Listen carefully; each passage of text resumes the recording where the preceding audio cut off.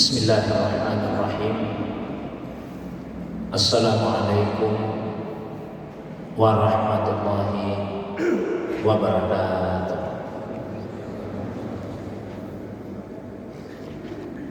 Alhamdulillahilladzi anzala sakinata fi qulubil mu'minin. Wassalatu wassalamu ala sayyidil awwalin wal akhirin, sayyidil anbiya'i wal mursalin, sayyidina wa habibina wa syafi'ina maulana Muhammadin wa ala alihi wa ashabihi wa ala man ittaba'an nur alladzi unsila ma'ahu ila yaumiddin, amma ba'du. Bapak Ibu hadirin sekalian, jamaah subuh yang semoga dirahmati, dimuliakan oleh Allah Subhanahu wa taala. Alhamdulillah, segala puji hanyalah miliknya Allah Subhanahu wa taala semata-mata.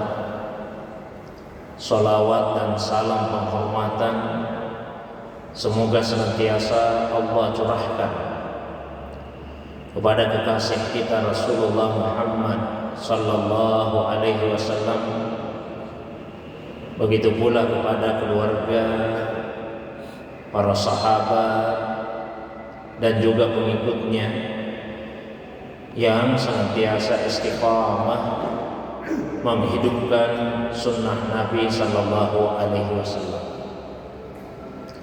Jamaah subuh yang dirahmati, dimuliakan oleh Allah Subhanahu wa taala.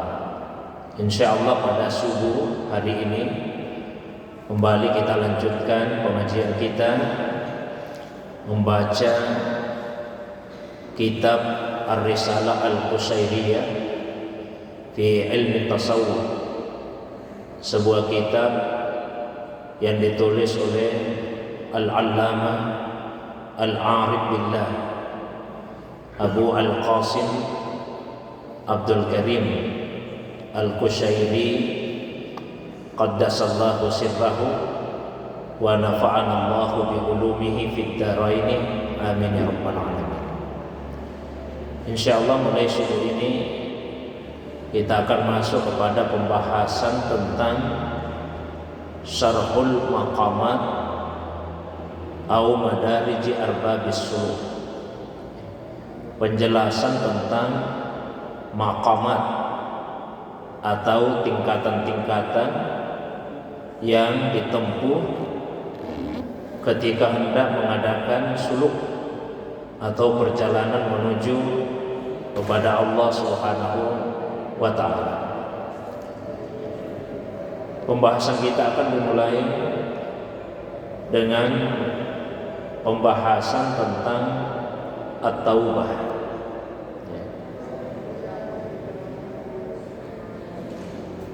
Imam Al-Qusairi ketika membahas tentang at-taubah memulai dengan menukil firman Allah Subhanahu wa taala yang terdapat di dalam Al-Qur'an surah An-Nur ayat 31. Kemudian dilanjutkan dengan menukil dua hadis Nabi sallallahu alaihi wasallam. Qala Allah Ta'ala, Allah Subhanahu wa taala berfirman, "Wa tubu ila Allahi jami'an ayyuhal mu'minun la'allakum tuflihun." Wa tubu ila Allahi jami'an ayyuhal mu'minun la'allakum tuflihun. Dan bertaubatlah kalian kepada Allah semuanya, wahai orang-orang yang beriman. La'allakum tuflihun, agar kalian mendapatkan keberuntungan. Di dalam ayat ini Allah Subhanahu wa taala memerintahkan kepada al-mu'minun. Saya sudah pernah memberikan penjelasan bahwa kata al-mu'minun Dalam bahasa Arab itu disebut dengan isim fa'il, ya. Kata benda pelaku. Kata benda pelaku itu beda dengan fi'il, kata kerja. Misalnya kalau kata kerjanya orang-orang yang beriman adalah amanu dalam bentuk jamak, dan itu sering kita jumpai di dalam Al-Quran. Ya ayyuhalladzina amanu, wahai orang-orang yang beriman. Sementara al-mu'minun adalah isim fa'il, ya biasa juga diterjemahkan dengan orang-orang yang beriman. Tapi ada perbedaan makna antara kata amanu yang merupakan kata kerja tadi dengan al-mu'minun yang merupakan kata benda pelaku. Saya berikan satu perbandingan supaya agak mudah kita memahami sama-sama. Misalnya kalau saya mengatakan bermain bola dengan pemain bola kan tentu beda, Pak. Bermain itu kata kerja, bermain bola. Tapi kalau pemain bola, pemain itu kata benda pelaku, maknanya beda. Kalau saya mengatakan saya bermain bola dengan saya pemain bola, kan beda sekali. Kalau bermain, biar 1-2 kali saja main bolanya sudah bermain bola namanya. Tapi kalau pemain, tidak mungkin hanya 1-2 kali. Perbuatan itu adalah sesuatu yang melekat dengan kuat pada dirinya. Nah, itu bedanya antara amanu dengan al-mu'minun. Kalau amanu asal punya iman saja, meskipun sedikit, meskipun tipis, itu sudah amanu. Tapi kalau al-mu'minun adalah mereka yang kokoh keimanannya. Karena itu di Al-Quran syarat-syarat untuk menjadi al-mu'minun itu berat. Kita bisa baca misalnya di surah Al-Mu'minun, qad aflahal mu'minun alladzina hum fi salatihim khashi'un walladzina hum 'anil lagwi mu'ridun walladzina hum lis-zakati fa'ilun walladzina hum li furujihim hafizun, dan seterusnya. Kan berat semua itu. Sungguh berbahagialah al-mu'minun, orang yang kokoh keimanannya, yaitu mereka yang di dalam salatnya khusyuk, bisa berpaling dari perbuatan yang sia-sia, ya. Kemudian melaksanakan zakatnya dan bisa memelihara kehormatan dirinya dan seterusnya. Nah, yang ingin saya sampaikan adalah yang Allah perintahkan untuk bertaubat di dalam ayat ini al-mu'minun, bukan amanu. Bukan orang yang tipis imannya, bukan orang yang sedikit keimanannya. Tapi yang diperintahkan untuk bertaubat orang yang sudah kokoh dan mantap keimanannya. Jadi sekokoh dan semantap apapun keimanan kita, itu tetap diperintahkan oleh Allah untuk bertaubat kepadanya. Apalagi orang yang masih tipis keimanannya. Karena taubat ini bertingkat-tingkat. Taubat yang paling rendah levelnya itu adalah bertaubat ketika meninggalkan perintah Allah yang bersifat wajib atau melakukan larangan Allah yang bersifat haram. Misalnya ada seseorang meninggalkan salat 5 waktu. Salat 5 waktu itu kewajiban. Lalu ia bertobat atas perbuatannya tersebut. Itu tobat level rendah. Ada orang misalnya yang minum minuman keras. Minum minuman keras itu perbuatan yang diharamkan oleh Allah. Lalu ia bertobat atas perbuatannya tersebut. Itu tobat level rendah. Tobat yang di atasnya, level menengah, yaitu bertobat karena meninggalkan perintah Allah yang sifatnya sunnah, atau melakukan larangan Allah yang sifatnya makruh. Jadi dia bertobat bukan karena meninggalkan kewajiban, tapi dia bertobat kepada Allah karena meninggalkan amalan sunnah. Ketika misalnya di suatu malam dia tidak terbangun untuk salat witir, Lalu ia kemudian bertobat kepada Allah Subhanahu wa taala atas kelalaiannya itu. Nah, itu tobat level menengah. Atau ada seseorang yang makan minum sambil berdiri, sementara itu dilarang, meskipun larangannya bukan larangan haram, larangan makruh, maka ia bertobat atas perbuatan tersebut. Nah, itu tobat level yang menengah. Ada lagi tobat di atasnya, yaitu bertobat karena melakukan perbuatan yang mubah. Jadi yang dilakukan ini bukan perbuatan yang makruh apalagi yang haram. Yang dilakukan perbuatan yang mubah, perbuatan yang sebetulnya boleh-boleh saja. Terus kenapa ia bertobat sementara yang dilakukan perbuatan yang mubah? Karena gara-gara melakukan yang mubah itu membuat ia berpaling dari yang lebih bermanfaat. Sebetulnya ada sesuatu yang lebih bermanfaat yang bisa dia lakukan, tapi ia tidak jadi melakukannya karena melakukan perbuatan lain, yang sebetulnya perbuatan yang lain itu pun juga sesuatu yang dibolehkan di dalam agama. Nah, karena itu di dalam ayat ini Allah perintahkan, wahai kalian orang-orang yang sudah kokoh, yang sudah mantap imannya, bertaubat jugalah kalian kepada Allah Subhanahu wa ta'ala. Ya, bukan hanya yang tipis, yang sedikit keimanannya. Insya Allah dengan bertobat itu maka kalian akan mendapatkan keberuntungan. Waqala Anas bin Malik. Anas bin Malik berkata, sami'tu Rasulullah sallallahu alaihi wasallam yaqulu. Saya mendengar Rasulullah sallallahu alaihi wasallam bersabda, at-taibu minadz dzambi kaman la dzamba lahu. Wa idza ahabballahu 'abdan lam yadurruhu dzambun. At-taibu minadz dzambi. Orang yang bertaubat dari satu dosa seperti orang yang tidak punya dosa. Wa idza ahabballahu 'abdan, dan apabila Allah mencintai seorang hamba, lam yadurruhu dzambun, dosa tidak akan membahayakannya.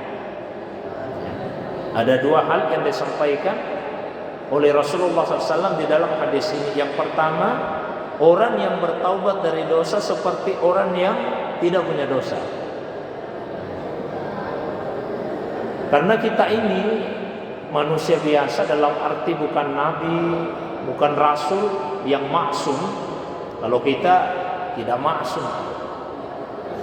pasti kita pernah melakukan perbuatan dosa. Karena itu di dalam Al-Quran tidak pernah sekalipun Allah Subhanahu wa ta'ala menyatakan orang yang bertakwa itu adalah orang yang tidak punya dosa. Tidak ada ayatnya seperti itu.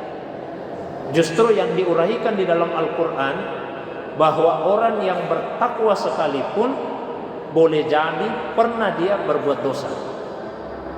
Di surah Ali Imran ayat 133 dan seterusnya, ketika Allah Subhanahu wa ta'ala merinci sifat-sifat al-muttaqin, orang-orang yang bertakwa, wasari'u ila maghfiratin min rabbikum wa jannatin arduhas samawati wal ardu uiddat lil muttaqin, dan bersegeralah kalian menuju kepada ampunan Allah, ampunan dari Tuhan kalian, dan surga yang luasnya seluas langit dan bumi, yang telah disiapkan untuk orang-orang yang bertakwa. Siapa itu?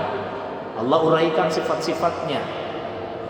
Salah satunya dari 5 sifat, walladzina idza fa'alu fahisyatan, dan orang-orang yang apabila dia melakukan fahisyah, perbuatan keji, au zalamu anfusahum, atau dia menganiaya dirinya,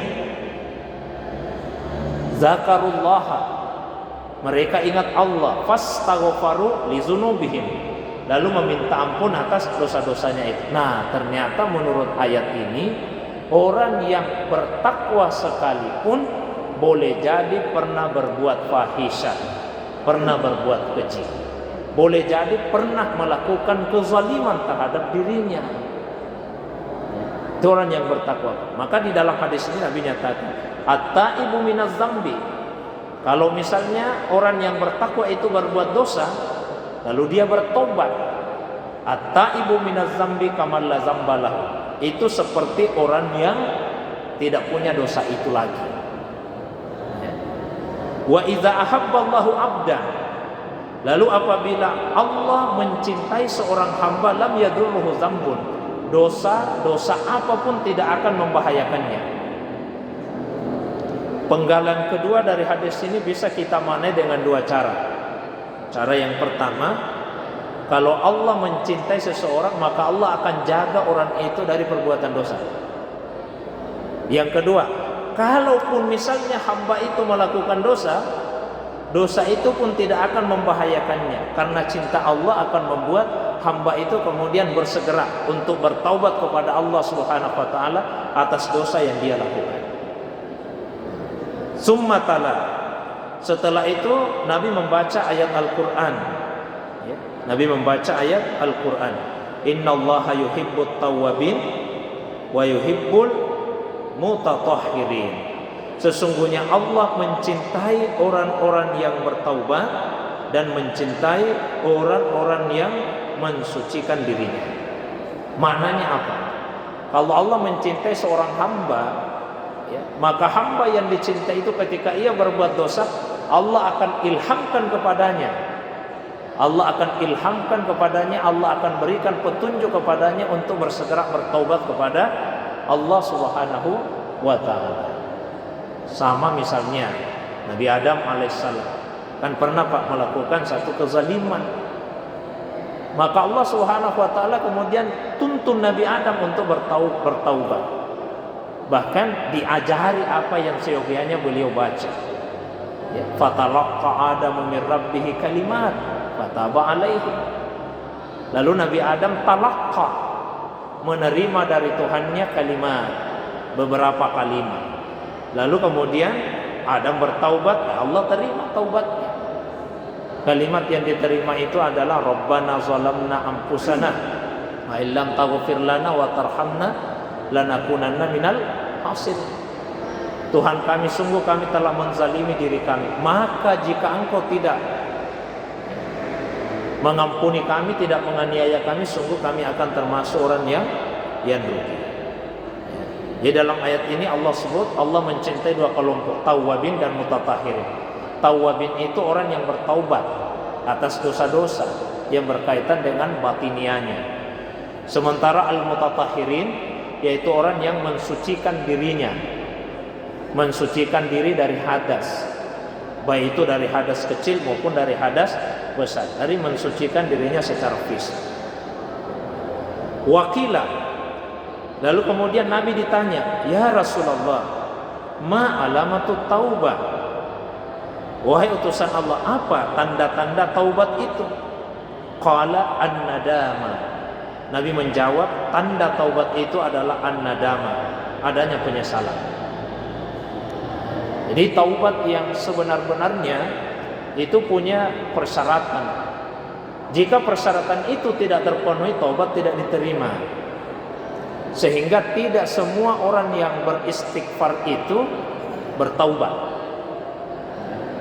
Beda antara istighfar dengan taubat. Maka kita diberikan tuntunan oleh Nabi sallallahu alaihi wasallam tidak hanya beristighfar tapi juga untuk bertaubat. Astaghfirullahal azim alladzi la ilaha illa huwal hayyul qayyum wa atubu ilaihi. Atau yang pendeknya saja, astaghfirullah wa atubu ilaihi. Saya beristighfar, meminta ampun kepada Allah, dan saya bertaubat. Karena tidak semua orang yang istighfar itu taubat. Istighfar itu dari kata ghafara. Ghafara itu artinya menutupi. Kalau istighfar berarti meminta kepada Allah agar dosa ditutup. Itu istighfar. Minta kepada Allah agar dosa ditutup. Kalau sesuatu itu ditutupi, artinya dia masih ada cuma tidak kelihatan. Misalnya Pak ya, ini gelas. Kalau saya tutupi dengan songkok ini, saya tutupi, ini gelasnya sebetulnya masih ada cuma tidak kelihatan karena ditutupi. Jadi ketika ada yang berbuat dosa, lalu dia meminta kepada Allah, ya, faghfirli, tutupi dosaku. Atau astaghfiruka, saya meminta kepadamu ya Allah tutupi dosaku. Atau astaghfirullah, saya meminta kepada Allah agar dosa saya ditutupi. Kita hanya minta agar dosa itu ditutup. Ketika dosa itu ditutupi oleh Allah, artinya Allah tidak menghukum hambanya atas dosa itu. Dan sebetulnya banyak dosa yang kita lakukan ini cuma Allah tidak hukum kita, karena Allah tutupi. Kalau dosa itu ditutupi, artinya Allah tidak memperlihatkan dosa itu kepada orang lain. Kan banyak dosa yang kita lakukan, Pak, cuma orang lain tidak tahu. Bukan karena kita yang pandai menyembunyikan dosa itu, tapi karena Allah yang tutupi. Karena sepandai apapun kita menyembunyikan dosa, kalau Allah yang mau memperlihatkan, ya orang akan tahu. Dan itulah sayangnya Allah kepada kita ini hamba-hambanya. Kalau Allah mau mempermalukan kita ini hambanya, setiap kita berbuat dosa disingkap, diperlihatkan dosa itu kepada orang lain, maka boleh jadi tidak ada orang yang nasihatnya kita mau dengar. Karena ternyata orang yang memberikan nasihat itu pun juga ada atau banyak dosanya. Tapi Allah sayang kepada kita sehingga dosa-dosa itu ditutup. Tapi sekali lagi dosa itu masih ada, cuma tidak kelihatan. Tapi kalau kita meminta maaf kepada Allah, itu artinya kita minta agar dosa itu tidak hanya sekedar ditutup, tapi dihapus. Itu permintaan maaf. Kalau bahasa Arabnya meminta maaf kepada Allah itu al-afwa. Biasa kalau di bulan Ramadan kita baca seperti ini. Allahumma innaka afuun tuhibbul afwa fa'fu anni. Ya Allah, sesungguhnya engkau afu, engkau maha pemberi maaf. Tuhibbul afwa, engkau senang memberi maaf. Fa'fu anni, maka maafkan saya. Jadi ketika ada yang meminta maaf kepada Allah, itu artinya dia meminta kepada Allah agar dosa itu dihapus. Tidak hanya sekadar ditutup, tapi dihapus. Nah, kita sempurnakan, Pak, dengan bertaubat kepada Allah. Dipenuhi syarat-syaratnya. Apa syaratnya orang bertaubat? 1, hentikan dosa itu. Kalau dosa itu tidak dihentikan, biar kita istighfar, kita minta maaf. Kalau dosa tidak dihentikan, artinya kita tidak bertaubat. Yang kedua, kita harus menyesali dosa itu. Nah, ini yang disampaikan oleh Nabi ketika ditanya, ma'alamatut taubah, apa tandanya orang bertobat? Kata Nabi, an-nadama, penyesalan. Di riwayat yang lain Nabi bersabda, at-taubatu an-nadamatu. Intinya taubat itu ada di dalam penyesalan. Kemudian yang ketiga, harus ada tekad yang sangat kuat, tidak akan mengulangi lagi dosa tersebut. Itu syarat-syaratnya, Pak. Kalau dosa berkaitan dengan hak Allah, sudah selesai urusannya dengan 3 persyaratan tadi. Hentikan, sesali, bertekad tidak akan mengulangi. Kalau dosa berkaitan dengan hak manusia, ditambah 1 syaratnya. Kalau berkaitan dengan harta benda, kembalikan harta bendanya orang. Kalau berkaitan kehormatan diri, maka minta maaflah kepada yang bersangkutan. Jamaah yang dirahmati, dimuliakan oleh Allah SWT. Wa haddatsana Anas bin Malik anna Nabiy sallallahu alaihi wasallam qala.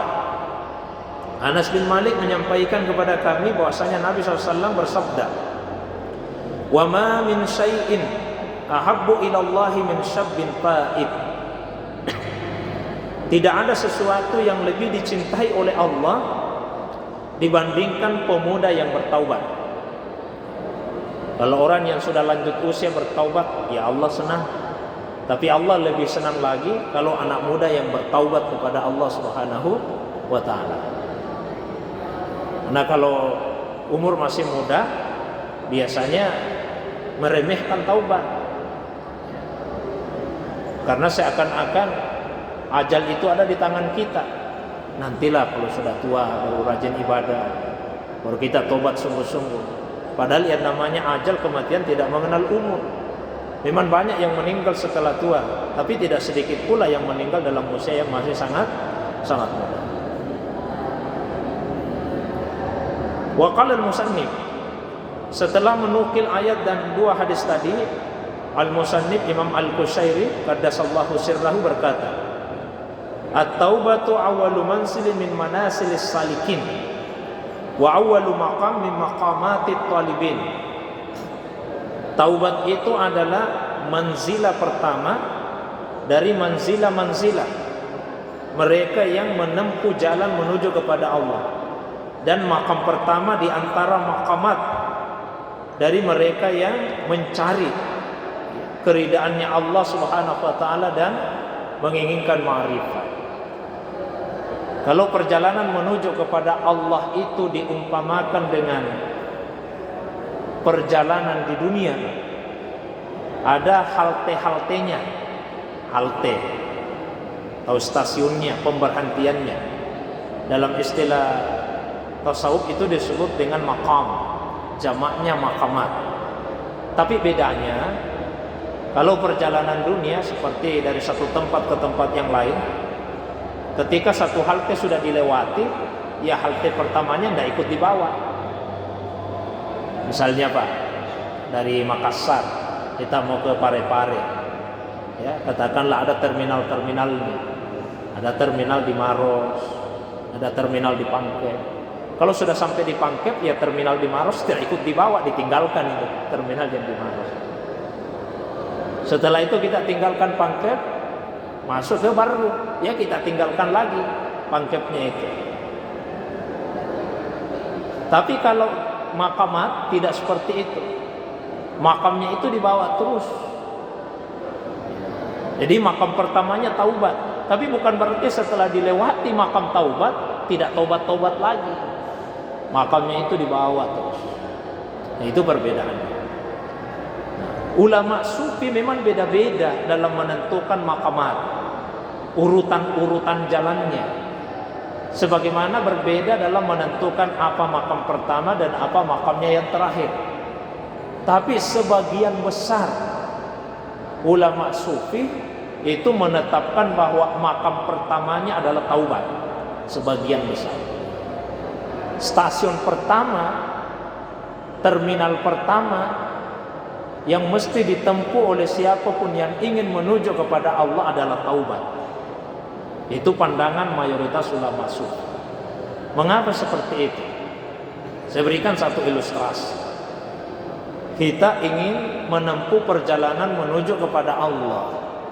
Misalnya titik startnya Pak dari sini, ya. Kita ingin menempuh perjalanan menuju kepada Allah, jalannya ke sebelah kanan. Tapi ada orang yang menempuh jalan ke kiri. Dia menempuh jalan ke kiri. Kalau sudah terlanjur menempuh jalan ke kiri, langkah apa yang pertama yang harus dia lakukan supaya ia bisa sampai ke tujuannya? Tentu langkah pertamanya adalah harus putar balik, harus kembali. Karena kalau terus menerus ke kiri tambah jauh dari tujuannya. Ini udah terlanjur ke kiri. Tidak mungkin dia bisa sampai ke tujuan yang ada di sini kalau terus menerus. Langkah pertamanya harus putar balik, putar haluan, kembali kepada startnya. Kembali itu bahasa Arabnya taubat. Bahasa Arabnya kembali itu taubat. Taba yatubu taubatan, artinya kembali. Yang dimaksud di sini adalah kembalinya seorang hamba dari perbuatan maksiat yang membuat dia akan jauh dari Allah, kembali kepada ketaatan. Jadi kembalinya seorang hamba dari kemaksiatan yang akan menjauhkannya dari Allah menuju kepada ketaatan. Atau kalau mau lebih luas lagi, tidak harus maksiat,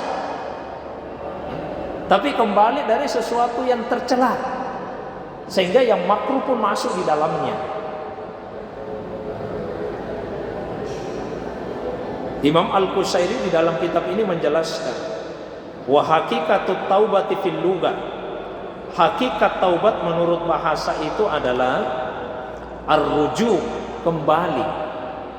Yuqalu, dikatakan dalam bahasa Arab, taba ay raja'a. Ia bertobat, maksudnya ia kembali. Fattaubatu, maka taubat itu adalah ar-ruju'u amma kana mazmuman fi syarti ila ma huwa mahmudun fihi.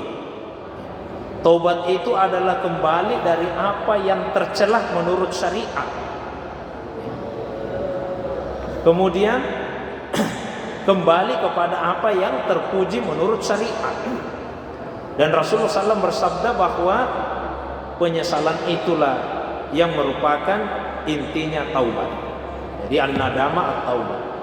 At-taubat itu intinya penyesalan, atau penyesalan itu adalah inti dari taubat. Qala arbabul usuli min ahli sunnah, berkata para ulama-ulama usul dari ahli sunnah, likai tasihhu taubatu la budda laha min salasati syurut.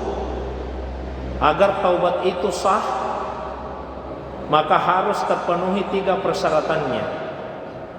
Yang pertama, an-nadmu ala ma'amila minal mukhalafat, menyesali apa yang sudah dilakukan, perbuatan yang menyelisihi perintahnya Allah. Kemudian tarkus zullati fil hal, meninggalkan ketergelinciran itu saat itu juga, nggak boleh ditunda-tunda. Lalu yang ketiga, at-tasmimu ala alla yauda ila misli ma'amila minal ma'asi. Tasmim itu artinya tekad yang kuat sekali bahwa dia tidak akan kembali melakukan seperti apa yang dia lakukan yang merupakan kemaksiatan itu. Jamaah subuh yang dirahmati, dimuliakan oleh Allah SWT. Kalau kita perhatikan bahasan ulama kita ini, ya kita bisa pahami bahwa salat taubat itu bukanlah persyaratan diterimanya taubat. Jadi bukan persyaratan diterimanya taubat. Jadi tidak mesti salat taubat. Tapi salat taubat itu menyempurnakan taubat kita. Salat taubat itu untuk menyempurnakan taubat kita. Di dalam hadis disebutkan bahwasanya Rasulullah SAW bersabda, "Ma min abdin, tiadalah seorang hamba, yaznibu dzamban, yang melakukan satu perbuatan dosa, summa yaqumu, setelah itu dia bangkit, fayatatahhar, lalu dia mensucikan dirinya dengan wudu minimal, bahkan sampai mandi, summa yusalli raka'atain, setelah itu dia salat 2 rakaat, summa yastaghfirillah, setelah itu dia minta ampun kepada Allah." Jadi kalau ada seorang hamba Pak melakukan dosa, lalu dia bersuci, ya, berwudu atau mandi taubat, kemudian dia salat 2 rakaat, inilah salat sunnah taubat. Meskipun Nabi tidak sebut namanya, karena sebagian besar salat-salat sunnah itu Nabi tidak sebut namanya, Nabi tidak tentukan namanya. Sebagian besar salat sunnah, ulama yang memberi nama. Pemberian nama itu didasarkan kepada beberapa alasan. Ada yang karena melihat apa penyebab salat itu dilakukan, ada yang melihat waktu pelaksanaan salat tersebut, ada juga yang melihat sifat-sifat yang khas yang terdapat pada salat itu. Nah, salat taubat dinamakan salat taubat karena dilaksanakan sebagai bentuk taubat kita kepada Allah SWT. Nah, Nabi lanjutkan, kalau ini dilakukan, sudah bersuci, salat 2 rakaat, salat sunnah taubat, summa yastaghfirillah, setelah itu beristighfar selesai salat, maka apa yang Allah akan karuniakan kepadanya? Illa ghafarallahu lahu, tiadalah bagi hamba itu kecuali Allah akan ampuni dosanya. Summa tala hadhil ayat, setelah itu Nabi baca ayat yang sudah saya bacakan tadi Pak, surah Ali Imran, ya, surah Ali Imran ayat 135. Jamaah subuh yang dirahmati, dimuliakan SWT. Maka dalam hidup ini usahakanlah kita banyak melaksanakan salat taubat. Bahkan tidak harus menunggu kita berbuat dosa untuk melaksanakan salat, karena kita tidak tahu. Ada sekian banyak dosa yang kita lakukan. Selain salat taubat, juga sangat dianjurkan untuk melaksanakan salat sunnah 6 rakaat antara maghrib dengan isya. Ada sahabat Nabi namanya Abdullah bin Mughaffal berkata, "Ra'aitu Habibi sallallahu alaihi wasallam yusalli 6 rakaat ba'dal maghrib." Saya lihat kekasih saya Rasulullah melaksanakan salat 6 rakaat setelah maghrib. Summa qala, setelah itu Nabi bersabda, "Man shalla 6 rakaatin ba'dal maghrib," barang siapa yang salat 6 rakaat setelah maghrib, ghufirat khatayahu, kesalahan-kesalahannya diampuni oleh Allah, walau kanat misla subadil bahri, meskipun dosanya itu sebanyak buih di lautan. Oleh banyak ulama, salat ini diberi nama salat sunnah awwabin. Oleh banyak ulama, Nabi tidak memberi nama salat itu, ulama yang memberi nama. Ini namanya salat sunnah awwabin. Salatnya orang yang sungguh-sungguh bertobat kepada Allah. Salatnya orang yang sungguh-sungguh bertobat kepada Allah. Karena orang bertobat itu, Pak, dalam bahasa Arab ada yang disebut taib. Taib, orang yang bertobat. Juga disebut munib. Dan yang ketiga awwab. Awwab. Jamaknya awwab, awwabin.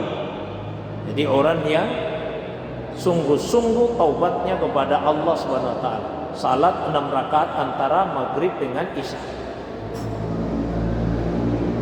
Ada juga sebagian ulama yang menamai ini salat sunnah hifzul iman, salat sunnah penjaga iman. Karena selesai salat disukai apabila kemudian baca doa, Allahumma inni astaudiuka imani fi hayati wa inda mamati wa ba'da mamati fahfazhu alayya innaka ala kulli syai'in qadir.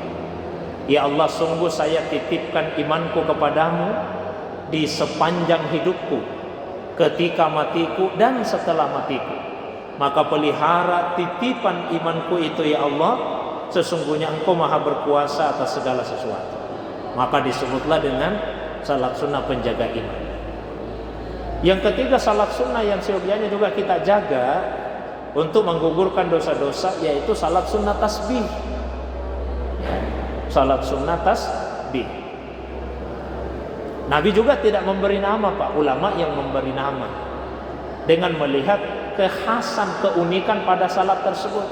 Karena salat ini banyak tasbihnya sampai 300 kali, di luar dari tasbih pada bacaan-bacaan yang sudah umum. Maka dinamailah dengan salat sunnah tasbih. Dan Nabi sampaikan kepada pamannya Abbas bin Abdul Muttalib radhiyallahu anhu, "Paman, apabila kamu melaksanakan salat ini, Allah akan mengampuni 10 jenis dosa. 10 jenis dosa. Dosa yang lalu, yang akan datang, yang dilakukan bertahap, yang dilakukan sekaligus, yang dilakukan karena kelalaian, yang dilakukan dengan sengaja. Ya. Dosa yang kecil, yang besar, dosa yang diperlihatkan terang-terangan, dosa yang disembunyikan. Itu 10 jenis dosa diampuni dengan melaksanakan salat sunnah tasbih. Maka kalau bisa 1 kali 1 Jumat kita lakukan. Tidak bisa sekali dalam 1 tahun. Tidak bisa juga ya sekali dalam seumur hidup. Beberapa ulama seperti Abdullah ibnu Al-Mubarak melaksanakan salat tasbih ini sebelum salat zuhur. Dah masuk waktu zuhur, sambil menunggu pelaksanaan salat zuhur, beliau salat tasbih. Karena salat tasbih lebih baik dilakukan sendiri-sendiri. Boleh berjamaah, tapi lebih baik dilakukan sendiri-sendiri. Abdullah ibnu Amr ibnu As bertanya sama Nabi, kalau tidak bisa pada waktu itu, bagaimana ya Rasul? Kata Nabi, kapan saja, mau malam mau siang, ya, silakan laksanakan salat sunnah tasbih. Nah itu semua salat-salat yang dianjurkan untuk dilaksanakan sebagai bentuk untuk menyempurnakan taubat kita kepada Allah Subhanahu wa ta'ala. Jamaah subuh yang dimuliakan oleh Allah SWT, saya kira itu Pak sebagai pengantar yang saya sampaikan. Seperti biasa saya berikan waktu yang lapang. Kalau ada yang ingin tambahkan, ada yang ingin ditanyakan, didiskusikan baik yang berkaitan dengan pembahasan tadi atau masalah agama yang lain di luar dari apa yang saya sampaikan, saya persilakan kepada jamaah sekalian. Demikian untuk sementara. Assalamualaikum warahmatullahi wabarakatuh.